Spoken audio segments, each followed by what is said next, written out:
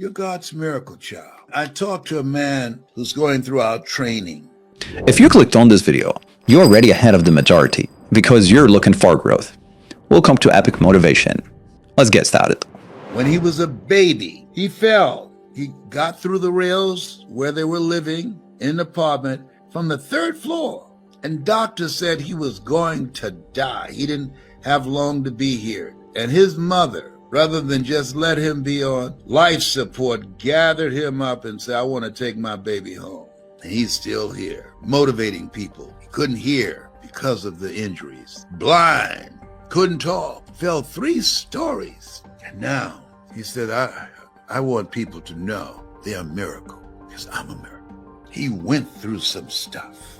Boy, when he told that story last night, you could hear a pin drop as I was working with him on his story. He said, I've been searching for you, Mr. Brown, for a long time, for 10 years. I've been searching for you to have this moment that we're having right now, to be able to talk to you through my computer. It finally happened. I've been looking forward to this moment, sir. I said, sir, I feel honored to be in your presence. You are God's miracle child.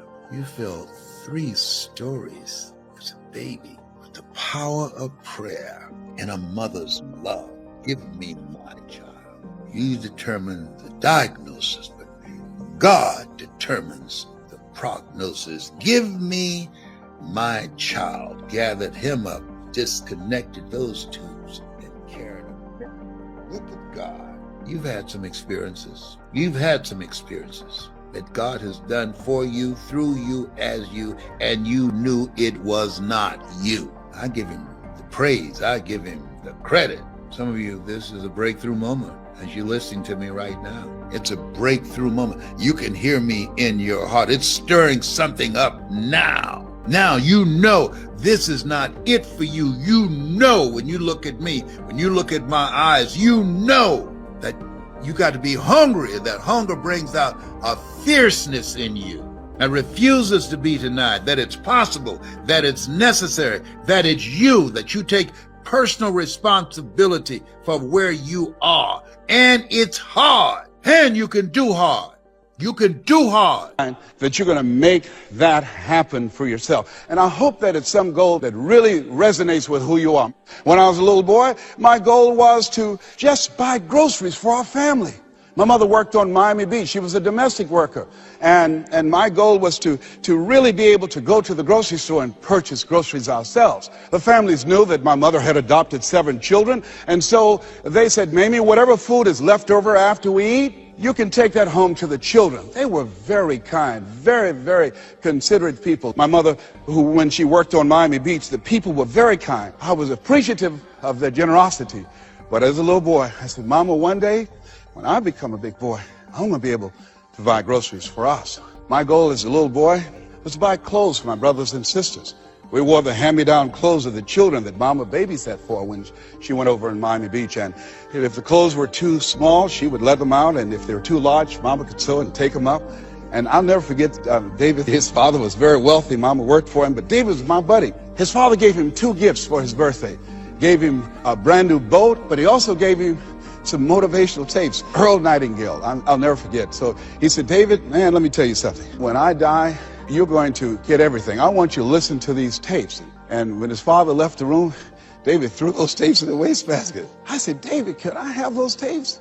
He said, yes. I said, man, your father said, if you listen to these, you can get more and do more than what he's done. He said, hey, look, I'm going to get everything anyhow. Go ahead, take them. I told my children, I'm not leaving them anything. If I had a quarter and thought I was going to die, I'll swallow it. It's not what you leave for your children, it's what you leave in them. I look at you, I say, you have greatness within you. You have the ability to do more than you can ever begin to imagine. No one could have convinced me that I would be doing what I'm doing right now. You know, the easiest thing I do every year is go into a sales organization and dramatically increase their sales, or go into a prison and enable prisoners to see themselves differently and teach them the methods and techniques of how to plug into the system, or motivate young people to begin to see how they can have a vision of themselves in the future and fit That's the easiest thing I do, or train a speaker to help them to leverage their experience as a speaker and say, look, speaking is a projection of who you are, not who you think you ought to be, and come with power from a platform. That's the easiest thing I've ever done. Let me share with you the most difficult thing I've ever done. The most difficult thing I've ever done was to believe that I can do what I'm now doing. No one could have convinced me, just given my circumstances. I earn millions of dollars every year. No one could have convinced me. If both my parents came up here right now, I would not know either one. No one could have convinced me, being labeled educable, mental retarded, born in an abandoned building on the floor in Liberty City, poor section of Miami, Florida, failing twice in school, no college training, never worked for a major corporation. I did not know I can do what I'm doing right now. I'll never forget Mike Williams, my mentor. I think a lot of people fail in life because of the fact that they need some mentoring. They need some coaching. See, you can't see the picture when you're in the frame. And here's something I realized. Sometimes you have to believe in somebody's belief in you until your belief kicks in. I kept holding on to my mother saying, you're special, Leslie, when they said you're educable, mentally retarded. Mama didn't know what that meant. She only had a third-grade education. So she said, he'll be all right, he'll be fine. But she said, you're special, baby.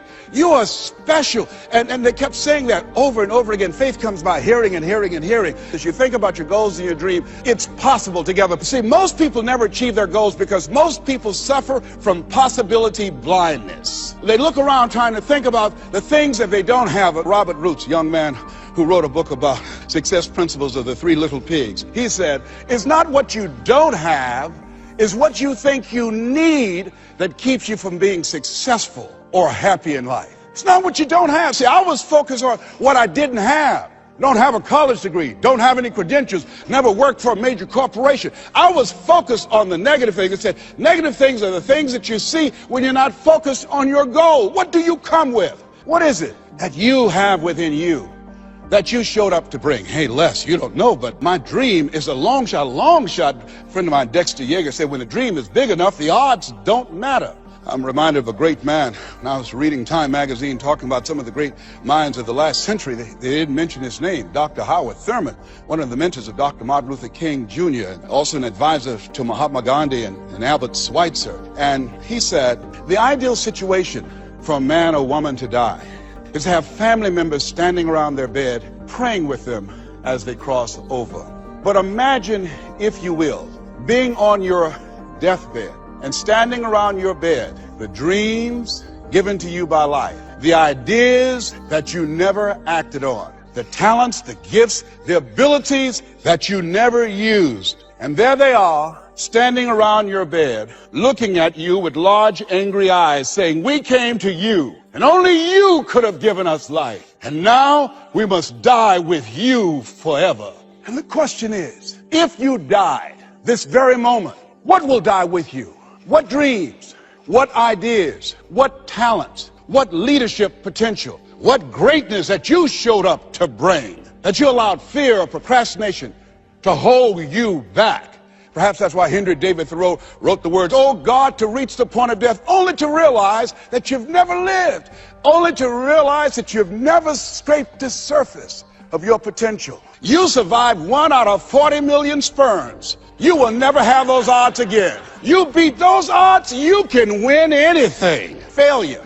I will fail my way to success. See, 8 out of 10 millionaires have been financially bankrupt. 85% of people allow their fear of failure to outweigh their desire to succeed. And I believe that the reason that most people go so far in life, and stop, Maya Angelou said it best. She wrote a poem, she said that most people go so far in life and then they park. They pull off the highway of life. Especially when they get some hits, especially when they've been rejected, especially if they have an illness, especially if they lose something, they park. And I take it further. They don't even turn on their emergency lights. It's not because that they are broken down. They don't want anybody to stop and say, hey, look here, I've got some jumping cables in my trunk. You need a jump? Hey, look here, there's a service station ahead about 3 or 4 miles. I have a can. I can take you up there and get some gasoline. Oh, no, I'm just fine. I had a talk show once, and highest rated, fastest canceled talk show in the history of television. And I was excited. You know, when the time I came into television years ago,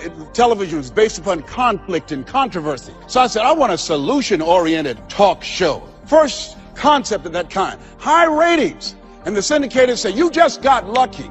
Come on, let's do these other type of shows. You can be Jerry Springer. Oh, no, that's not why I came here. No, I believe that we live in the greatest country. I'm not going to come here and sell out on who I am. I'm not going to compromise. I'm not going to lower my standards for you. No, that's not why I showed up. And so they fired me. Security walked him out. I said, I can walk by myself. But let me tell you what happened. I took a hit and I parked. It wasn't that I didn't have the ability to do more. My concept was good. But what happened when I took the hit, when they canceled the show, I canceled myself. When they said the show is going to be taken off television, it won't work, I told myself, Les, you can't succeed in television. And I parked. You know what I did? I went back to my comfort zone as a motivational speaker. I'm doing better than most people. That's nothing to compare yourself and then make yourself feel better. No, I parked. I didn't have my emergency lights on. I didn't want to show up on the radar. I parked. You know how long I parked? I parked for 10 years. Do you hear me? Now, unlike Regis Philbin, when his shows were canceled, he kept going. He kept going. He kept going. And he got other shows. I bet you somebody gave him a push. Somebody said, hey, you need a lift. I didn't even make that an option for me. I got off the highway. I went back to my comfort zone and I parked. The show failed and I identified myself as a failure. One day, just flipping the channels, looking at PBS and saw Wayne Dyer. My friend Wayne Dyer. We're both in our 60s.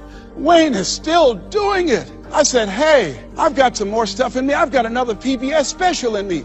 I've got some other ideas. You know, Oprah and Phil, they're doing my stuff. Maybe I need to come back out here. And I went back and started calling PBS and different people. They said, Les, what happened to you? I said, I didn't know whether or not anybody would be interested in me because the show was canceled. No, you had some good ideas. And when they said, yeah, we would love to do a show with you. I went into the studio and people that worked with 10 years ago, they were still there. And I said, guys, you know, do you guys still have it? I said, we have it. Do you have it? I said, I think so. And I did the show and I wasn't as good as I was 10 years ago. It's taking me some time to get my strength back, to find my power, to get my confidence back. But at least I'm back out there in the game, determined to dry empty. So I say to you, see, I only attract millionaires or millionaires in training. You have something special. You have greatness within you. And the only reason you're here, you are my assignment. You can feel me. Some of you feel me right here in your heart of hearts. And my goal is to get past your mind and into your heart. So it's necessary that you have the mindset that I can do this. You've got to begin to believe and to fortify that belief and feed that belief by listening to tapes, going to seminars and workshops, by challenging yourself, by stretching yourself. It was Osborne who said, unless you attempt to do something beyond that which you've already mastered, you will never grow. And as you begin to challenge yourself, you'll discover some things about yourself that you don't know right now. The other thing is you begin to look at yourself, look at your dreams, and begin to experiment and stepping into your greatness. One of the things that's very important, whatever goals and dreams that you have, make your move before you're ready. Make your move before you're ready. We're instructed in life to walk by faith and not by sight. See, you want to really begin to stretch yourself. You want to become a risk taker. You want to raise the bar on yourself. Most people won't do that. See, most people engage in low life living, low risk living. If you're not willing to risk, you cannot grow. And if you cannot grow, you cannot become your best. And if you cannot become your best, you can't be happy. And if you can't be happy, then what else is there? I like what Helen Keller said, life is short and unpredictable. Eat the dessert first. And so you want to begin to take some chances. You want to begin to challenge yourself and make it okay to fail and learn from your failures. Don't allow fear of failure and the allure, the attractiveness of playing it safe in life to draw you in. You can't get out of life alive. You got to die to leave here. Other thing is you look at yourself, look at your dreams, detoxify your life. Write that down. See, I think that most people never achieve their true goals in life because they're surrounded with too many toxic, negative, energy draining people. You've got to look at the people in your life and ask yourself the question, what is this relationship doing to me? How is it impacting my life? Am I a better person? Sidney Poitier wrote a book called The Measure of a Man. And it's powerful, but I encourage you to get the tapes. I love his voice. And he said something in there. He said, when you go for a walk with someone, something happens unconsciously. It's not spoken. Either you adjust to their pace or they adjust to your pace. Whose pace? have you adjusted to? My daughter, Ona Brown, who's a speaker and coach, she says, call forth your team, but make sure these are people that you can learn from. I'll never forget, I'm on a special board with a Bishop T.D. Jakes, and we went into a board meeting. He looked at everybody before opening the meeting. He said, as soon as I know as much as you do, you're fired. And with that, the meeting is now open.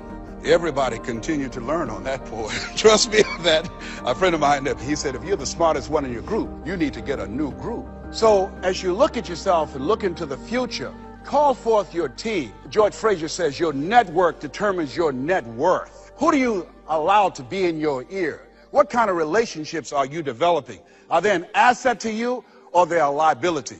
Do they elevate your spirits, or do they tear you down? I think of two types of people: nourishing people and toxic people. Nourishing people, they bring the best out of you. They encourage you, they inspire you, they hold you accountable. Toxic people, they are critical people, always telling you what you can't do. They're always measuring your possibilities based upon their failures. My mother said, never let anybody tell you what you can't do, son, especially if they haven't done it. They don't know what's possible for you. So as you begin to look at yourself, begin to identify the relationships that you communicate with most and say, hey, is this relationship helpful to me?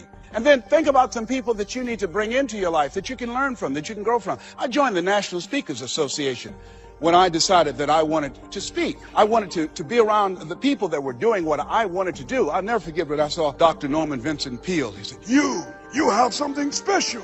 You have greatness within you. And you can do more than you can ever begin to imagine. And here I am. And the audience said, oh my goodness. I'd read The Power of Positive Thinking 17 times. My hero. And I saw him backstage, and I said, Dr. Peale, hi, my name is Les Brown. I've listened to your tapes, and I've read your books. They gave them to us in special education, sir. And one day I would love to be on stage with you. And he looked at me and said, it's possible, young man. It's possible. But this man, when he spoke, he gave me goose pimples. Deep baritone voice, spoke from his diaphragm. You have something special. You have greatness within you. He override the inner conversations in my mind. I'll never forget a gentleman, what a brilliant man, a Harvard graduate, Dr. Carter G. Woodson. He said, if you can determine what a man shall think, you never have to concern yourself with what he will do. If you can make a man feel inferior, you never have to compel him to seek an inferior status, for he will seek it himself. And if you can make a man feel justly an outcast, never have to order him to go to the back door. He'll go without being told. And if there's no door, his very nature will demand one. See, we live in a world where we're told more about our limitations rather than our potential. How many of you have ever been told that you couldn't do something? You know, MIT did a study that if I say to you, you can't do that, that 16 people have to come along and say, you can do that, you can do that, you can do that, to neutralize that, and the 17th statement that you hear, you can do it, will be the one that will finally stick. So you have to watch who's speaking into you. You've got to begin to monitor your mind, and you've got to begin to literally be proactive in programming yourself to success. Be ye not conformed to this world. Be ye transformed by the renewing of your mind. You've got to take responsibility to make that happen. And as you begin to do that, you'll begin to see some incredible changes in your life. I understand now when Earl Nightingale said, all of us are self-made, but only the successful will admit it. As you begin to look at your dreams and look at your goals, make know you're a vitamin. See, most people stop short of their dreams and park and get off the highway of life because of the rejections of life. You will always be rejected. It's no big deal. Jack Canfield said rejection is a myth. Get excited about the no. Why? Because every time someone says no, that brings you another step to a yes. You're getting closer.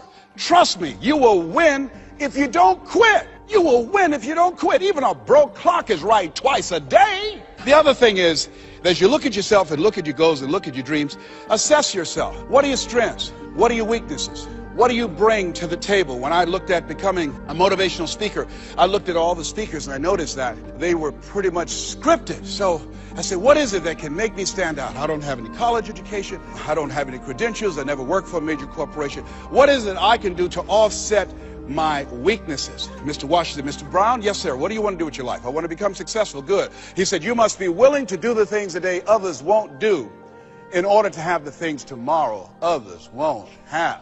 That's why you said you have something special. See, very few people go to seminars and workshops. They'll go to a concert, but showing up to get something that can expand their minds and help them to begin to see their lives differently, to give them a larger vision of themselves, they'll be too busy, or they say, well, how much does it cost? Well, information costs, but it pays for itself. It's possible you can live your dream. It's necessary that you have the mindset that I'm going to do this. But you've got to take ownership. You've got to decide, hey, I'm going to do this. You've got to take responsibility for your life. Greatness is built one step at a time. Keep moving forward. We appreciate you watching our video to the end. Creating these videos takes a lot of passion and dedication, and your support makes it all worthwhile. If this video inspired you, make sure to subscribe and stay on this journey with us. Your encouragement helps us continue delivering top quality videos just for you. Together, let's make life epic.